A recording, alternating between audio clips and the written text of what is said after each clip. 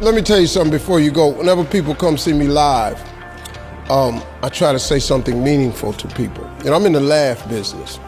That's my gift. That's what God gave me at birth. Your gift is the thing that you do the absolute best with the least amount of effort. I want to tell you something that can help enrich your life. It's a sure sign from God that he ain't through with you because he wakes you up in the morning. When he's done, you won't wake up no more. But as long as you're waking up, that means he has something for you that he hasn't been able to give to you for whatever the reason. I'm going to help you get to that reason a little bit quicker. I want to tell you something that I learned that changed my life. I was reading a book one time that had a quote in there from Albert Einstein. And Albert Einstein said, "Imagination is everything. It's the preview to life's coming attractions." If you think about that, that's a really, really true statement. Because everything you see in this world came from somebody's imagination. Everything. Somebody was talking on the phone one day, on that wall phone, connected to the cord, and tried to walk, and it didn't go no further. And he wanted to just go outside and get something out the car.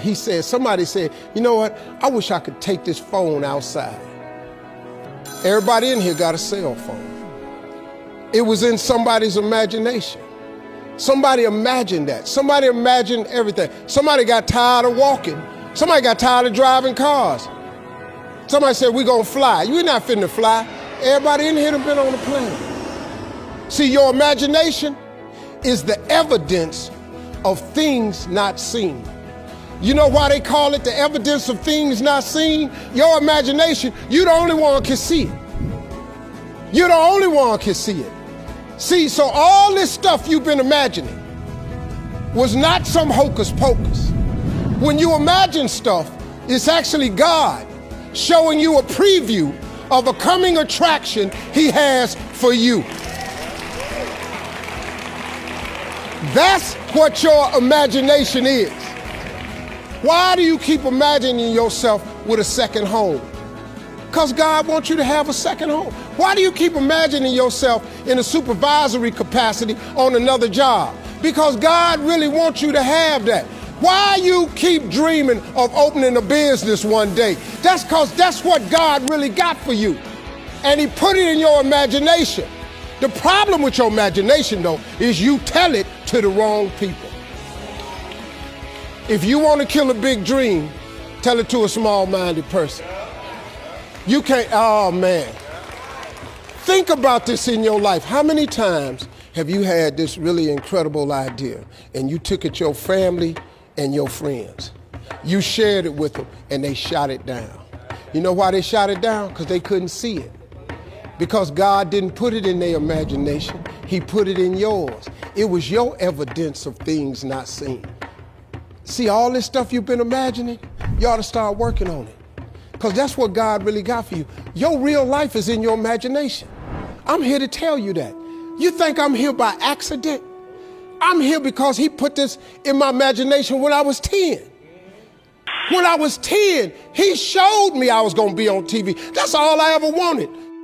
The assignment when I was in the 6th grade was everybody write their name on a piece of paper and write what you want to be.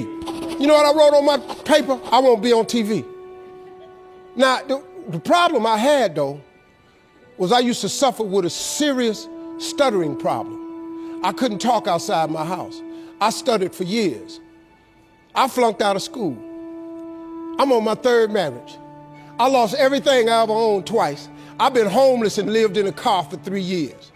But at 10, though, I wrote on a piece of paper, I want to be on TV. So the teacher went around the room and read everybody's paper. Had you stand up when she called your name. And the only assignment was your name and what you want to be. Doctor, lawyer, dentist, basketball player, football player. I wrote I want to be on TV. She saved me for last. She said, "Little Stevie, come to the front." Now I'm thinking, I'm going to the front because I got the best answer. Because ain't nobody had put that on their paper. She called me to the front. I'm thinking I'm finna give me a gold star. But I was wrong about that. She called me to the front to humiliate me. First of all, you know I can't talk. I suffered with stuttering stammer so bad, man. I couldn't talk at all. And that lady lit in on me. Why did you write this on your paper?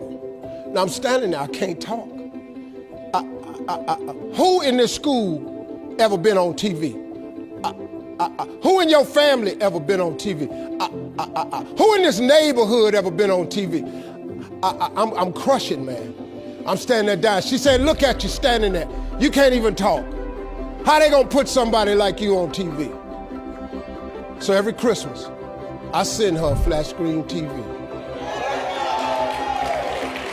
Because I don't want her to miss me.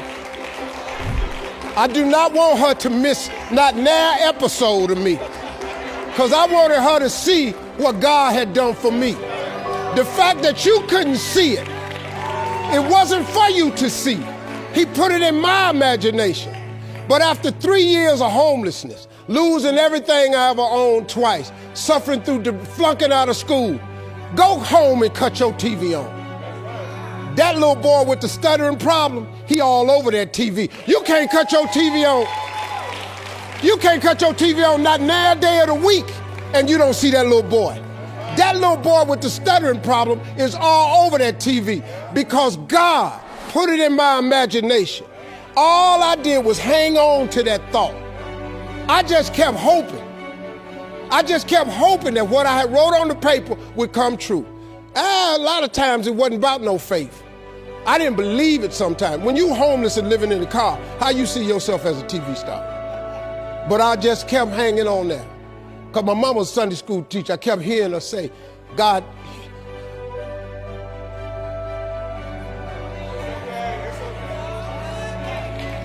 God didn't bring you this far to leave you.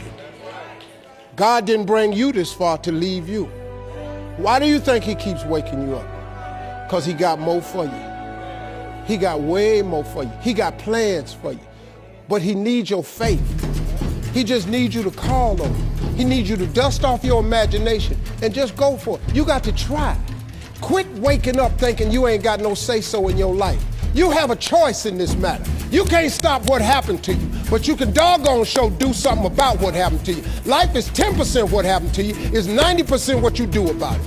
Somebody in your family gonna die. Somebody in here gonna get fired. Somebody here gonna get an eviction notice. Somebody gonna get laid off. Somebody company gonna close. That's life. Somebody you love gonna break up with you. That's life. But what you gonna do about it though? Since it's gonna happen anyway. Trust me, go home and ask God to open up your imagination and then pursue it with everything in you and watch what he do for you. Appreciate y'all.